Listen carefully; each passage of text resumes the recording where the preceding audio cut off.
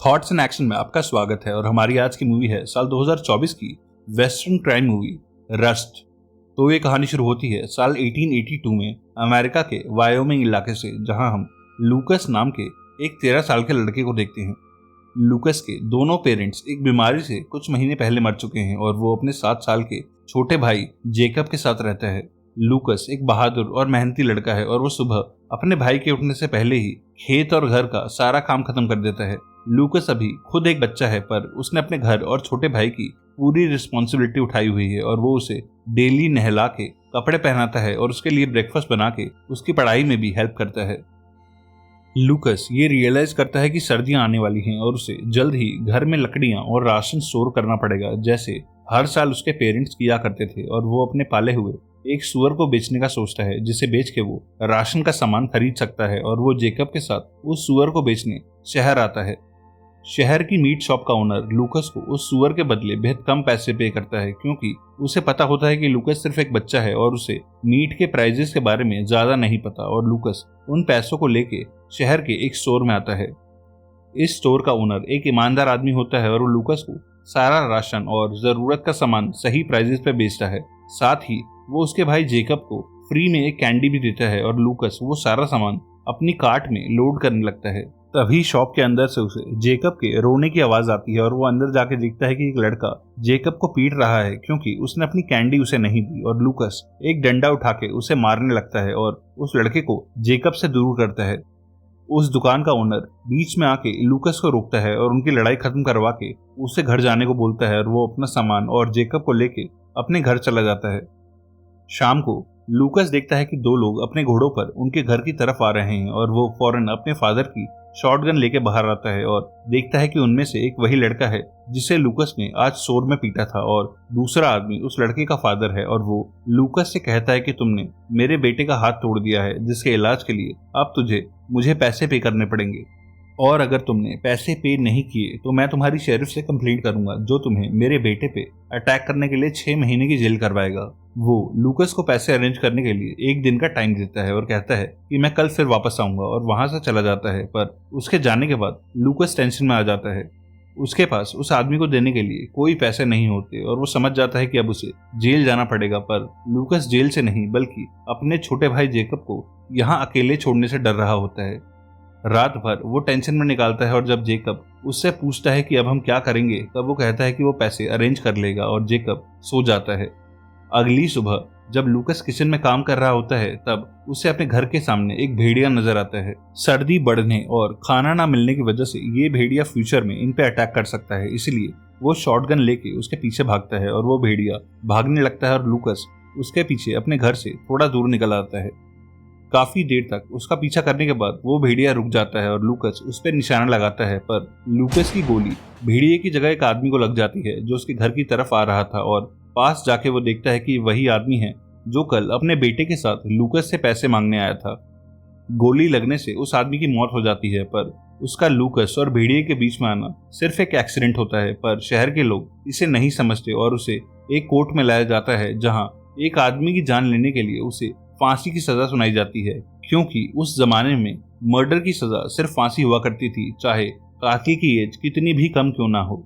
लूकस को अगले 5 दिनों बाद फांसी देने का ऑर्डर दिया जाता है और जज का डिसीजन सुन के उसे बेहद बुरा फील होता है, क्योंकि उसे नहीं पता कि उसके मरने के बाद अब उसके छोटे भाई का क्या होगा। नेक्स्ट सीन में एक लेडी काफी दूर से ट्रैवल करके उस शहर में आती है और पुलिस स्टेशन में जाके लूकस से मिलने की डिमांड करती है। ये लेडी लूकस की आंटी एवलिन होती है, जो उसे जेल के सेल में देख के बेहद अपसेट होती है और लूकस उससे हेल्प मांगता है और कहता है कि तुम प्लीज मेरे भाई को अपने साथ ले जाओ, क्योंकि मेरे सिवा उसका कोई नहीं है। पर एवलिन कहती है कि उसके लिए भी उसे कोर्ट जाना पड़ेगा और उसके पास इतने पैसे नहीं हैं और लूकस की लास्ट होप भी खत्म हो जाती है। नेक्स्ट सीन में हम एक पुलिस वाले शेरिफ वुड को देखते हैं, जो अपनी बीवी और बीमार बच्चे को घर पे छोड़ के एक मिशन पे जा रहा है। शेरिफ वुड हमेशा कानून को फॉलो करता है और आज वो अपने 2 साथियों के साथ एक नेटिव अमेरिकन बच्ची को बचाने आया है, जिसे कुछ गुंडों ने अपने होटल के रूम में कैद करके रखा है। जब वो आदमी पीसफुली उस बच्ची को पुलिस के हवाले नहीं करते, तो उन सबके बीच में एक शूट आउट शुरू हो जाता है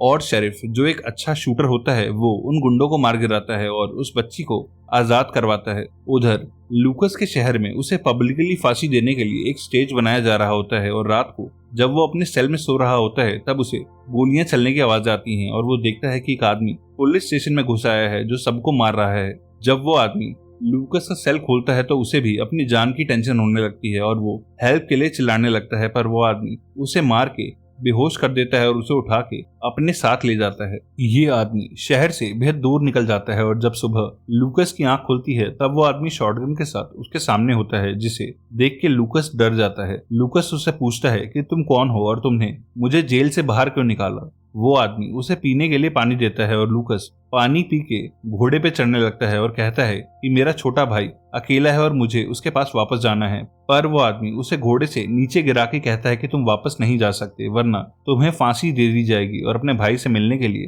तुम्हारा जिंदा रहना बेहद जरूरी है। लूकस समझ जाता है कि इस आदमी ने उसकी जान बचाई है, वरना अब तक लूकस को फांसी पे लटका दिया गया होता। पर उसे ये समझ नहीं आता कि यह आदमी कौन है और इसने उसे क्यों बचाया। उधर लूकस के शहर में रात को स्टेशन में मारे गए 2 पुलिस वालों के मर्डर का ब्लेम भी लूकस पे ही लगाया जाता है और पुलिस वालों को मार के जेल से भागने के लिए उसके सर पे इनाम रख दिया जाता है और सरकार की तरफ से शेरिफ वुड्स को लूकस को पकड़ के वापस लाने का काम दिया जाता है और शेरिफ उसे ढूंढने के लिए निकलता है। काफी देर तक एक रास्ते पे चलने के बाद लूकस नोटिस करता है कि वो आदमी इस वक्त अपनी शॉटगन से दूर है और लूकस उसकी शॉटगन उठा के उसी पे पॉइंट करता है और पूछता है कि तुम कौन हो और मुझे कहाँ लेके जा रहे हो। वो आदमी कहता है कि मेरा नाम हार्लैंड रस्ट है और मैं तुम्हारा ग्रैंडफादर हूँ। पर लूकस को उसकी बात पे यकीन नहीं होता और वो कहता है कि मेरे पेरेंट्स ने हमेशा मुझे यही बताया था कि मेरे ग्रैंड पेरेंट्स मर चुके हैं। हार्लैंड लूकस से अपनी शॉटगन छीन लेता है और कहता है कि मैं एक क्रिमिनल हूँ जो सालों से पुलिस की वांटेड लिस्ट में था, इसीलिए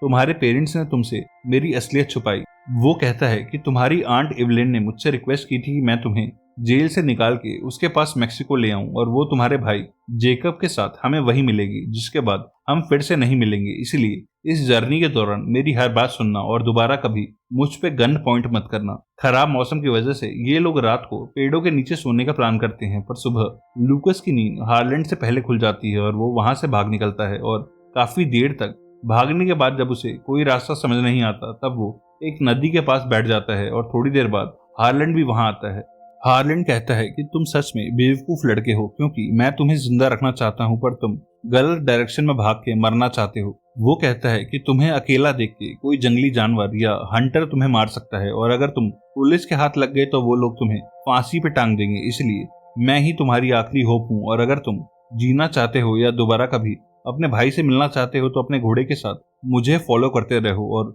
लूकस समझ जाता है कि वो अब वांटेड है और हार्लैंड के साथ रहने में ही उसकी भलाई है। वो दोनों अपना सफर शुरू करते हैं और काफी घंटों तक साउथ की डायरेक्शन में आगे बढ़ने लगते हैं और उधर शेरिफ वुड्स भी कुछ पुलिस वालों के साथ उन्हें हर जगह ढूंढ रहा होता है और उसे पता चल जाता है कि लूकस अपने दादा हार्लैंड रस्ट के साथ ट्रैवल कर रहा है। एक दिन तक ट्रैवल करने के बाद ये दोनों एक घर के सामने आकर रुकते हैं जिसमें 2 हंटर्स रह रहे होते हैं जिन्होंने जानवरों की स्किन्स पहनी होती हैं और वो इन दोनों को खाना और रात को रुकने के लिए जगह ऑफर करते हैं। ये लोग आग पे खाना बनाते हुए बातें करने लगते हैं और थोड़ी देर बाद लूकस वॉशरूम यूज करने घर के पीछे चला जाता है जहां उन दोनों हंटर्स के घोड़े बंधे होते हैं। किसी को वहां ना देख के लूकस घोड़ों के सैडल बैग में हाथ डालता है और उसे खाने के लिए कुकीज मिल जाती हैं जो वो खाने लगता है, पर उसी में एक पेपर भी होता है जो पढ़ के लूकस के होश उड़ जाते हैं क्योंकि ये एक वांटेड पोस्टर होता है जिसमें उसका और हार्लैंड का स्केच बना होता है और उनके सर पे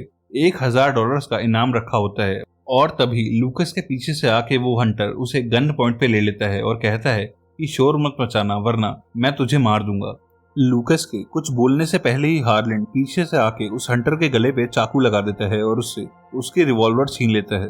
इन दोनों के बीच में हाथापाई होने लगती है और हार्लैंड उस हंटर और उसके साथी को जान से मार देता है और लूकस एक रूम में छुप के ये सब होता हुआ देखता है। वो हार्लैंड से कहता है कि मुझे ये वायलेंस और खून खराबा पसंद नहीं है, पर हार्लैंड कहता है कि अब हम दोनों वांटेड है जिनके सर पे एक बेहद बड़ा इनाम है, इसीलिए हमें सरवाइव करने के लिए ये सब करना ही पड़ेगा और ऐसे ही और लोग भी आगे हमें मारने आएंगे। इसके बाद हार्लैंड और लूकस वहां से चले जाते हैं और काफी ट्रैवल करने के बाद ये दोनों कोलोराडो स्टेट के एक शहर में पहुंचते हैं जहां ये रेस्ट कर सकते हैं और रास्ते के लिए कुछ सामान भी खरीद सकते हैं। इस शहर में एक छोटा पोस्ट ऑफिस भी होता है और लूकस वहां से अपने भाई को एक लेटर पोस्ट करने का सोचता है, पर हार्लैंड उससे वो लेटर छीन लेता है और कहता है कि इस लेटर से पुलिस वाले तुम्हें ट्रैक कर सकते हैं और तुम्हारे मिलते ही वो तुम्हें फांसी पे टांग देंगे। और लूकस उससे बहस करने लगता है, पर हार्लैंड उस पर चिल्ला के उसे चुप करा देता है और एक शॉप में जर्नी के लिए राशन लेने चला जाता है। लूकस नोटिस करता है कि शहर के सारे लोग एक स्टेज के पास जमा हो रहे हैं और वो भी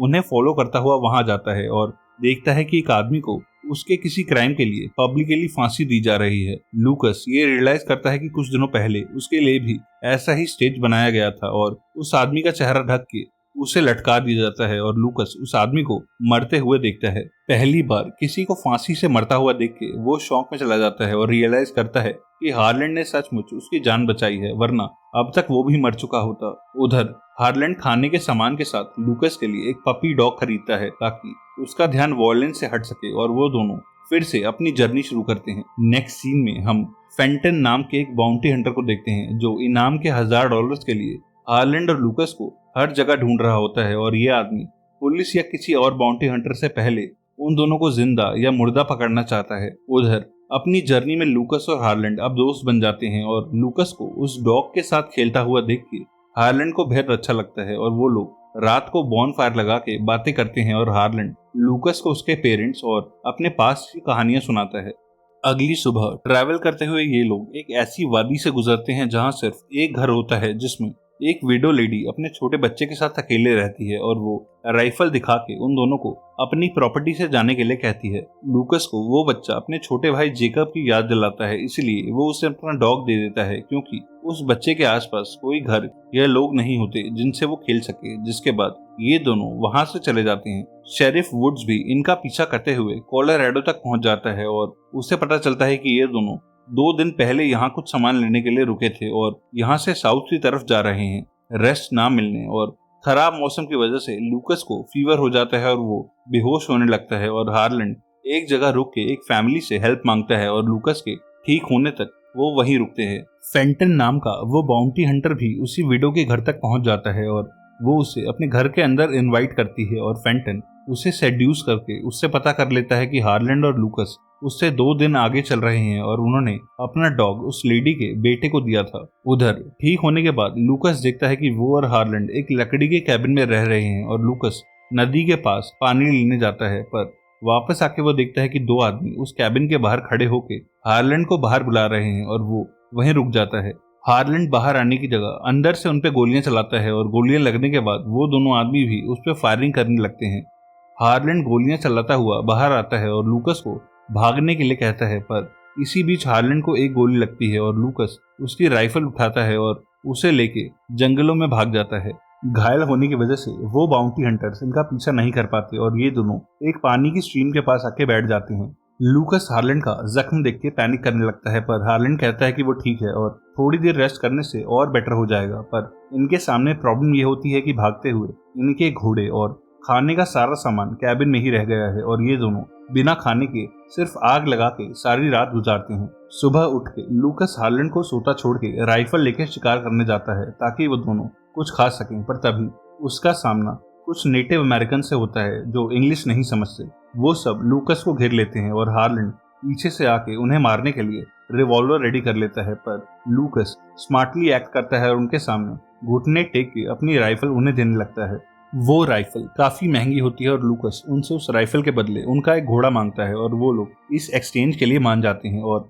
हार्लैंड लूकस की इस समझदारी से बेहद इंप्रेस होता है। वो घोड़ा लेके ये दोनों न्यू मैक्सिको के एक शहर तक आ जाते हैं और लूकस हार्लैंड को एक बार में रेस्ट करने को बोलता है और वो हार्लैंड के लिए कोई क्लिनिक या फार्मेसी ढूंढने लगता है। उसी बार का ओनर हार्लैंड को वांटेड पोस्टर से पहचान जाता है और कहता है कि तुझे मार के मैं $1000 कमा सकता हूँ, पर शेरिफ वुड्स भी उसी बार में होता है और वो बार के ओनर से कहता है कि मैं एक पुलिस वाला हूँ और मैं इसे जिंदा अरेस्ट करूंगा, इसीलिए कानून के रास्ते में मत पड़ो। पर बार का ओनर अपने साथियों को बुला लेता है और वुड से कहता है कि तेरी वजह से मुझे रिवॉर्ड के पैसे नहीं मिलेंगे, इसलिए मैं तुझे इसे अरेस्ट नहीं करने दूंगा। हार्लैंड समझ जाता है कि यहाँ लड़ाई होने वाली है और जैसे ही बार का ओनर हार्लैंड को मारने के लिए अपनी गन निकालता है वैसे ही शेरिफ वुड्स भी फायर कर देता है और बार में हर तरफ गोलियां चलने लगती हैं। हार्लैंड इस लड़ाई से पीछे हट जाता है और फायर फाइट का फायदा उठा के बार से बाहर भाग जाता है और लूकस और वो घोड़े पे बैठ के बॉर्डर की तरफ भागने लगते हैं। हार्लैंड रियलाइज करता है कि उसके जख्मों से खून निकल रहा है और पुलिस वाले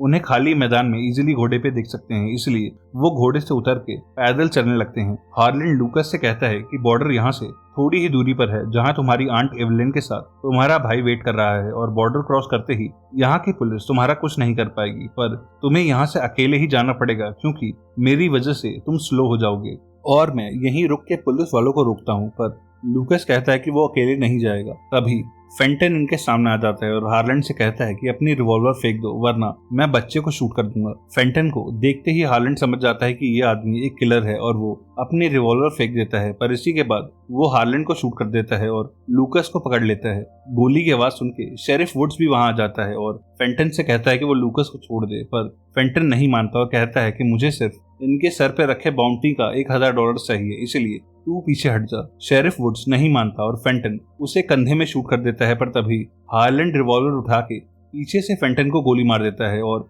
उसके पास आके उसे फेस पे शूट करके उसकी जान ले लेता है। हार्लैंड ने शेरिफ की जान बचाई होती है और वो उससे कहता है कि मैं अरेस्ट होने को तैयार हूँ, पर लूकस ने कभी किसी की जान नहीं ली, इसलिए उसे जाने दो। शेरिफ इसके लिए मान जाता है, पर लूकस कहता है कि वो अकेले मैक्सिको नहीं जाना चाहता और हार्लैंड उससे कहता है कि 2 गोलियां लगने के बाद मेरे पास अब ज्यादा टाइम नहीं बचा है और मैं पहले ही अपनी पूरी लाइफ जी चुका हूँ, पर अब तुम्हें अपनी आंटी और छोटे भाई जेकब को संभालना है, इसलिए चले जाओ और फिर कभी पीछे मुड़ के मत देखना। जिसके बाद लूकस रोते हुए उसे हक करता है और उससे विदा लेके बॉर्डर की तरफ चला जाता है। शेरिफ वुड्स हार्लैंड को लेके शहर आता है और उसके बुरी तरह इंजर्ड होने के बाद भी उसे फांसी पे लटका के उसकी जान ले ली जाती है और शेरिफ एक घर की विंडो से उसे मरता हुआ देखता है और ये रियलाइज करता है कि हार्लैंड ने खुद मर के अपने पोते लूकस को एक नई लाइफ गिफ्ट में दे दी है। इन दी एंड बॉर्डर क्रॉस करके लूकस फाइनली अपनी आंट एवलिन से मिलता है और उन्हें हार्लैंड को भेजने के लिए थैंक्स कहता है, जिसके बाद वो एक चर्च की तरफ आता है जहां उसका भाई जेकब उसका वेट कर रहा होता है और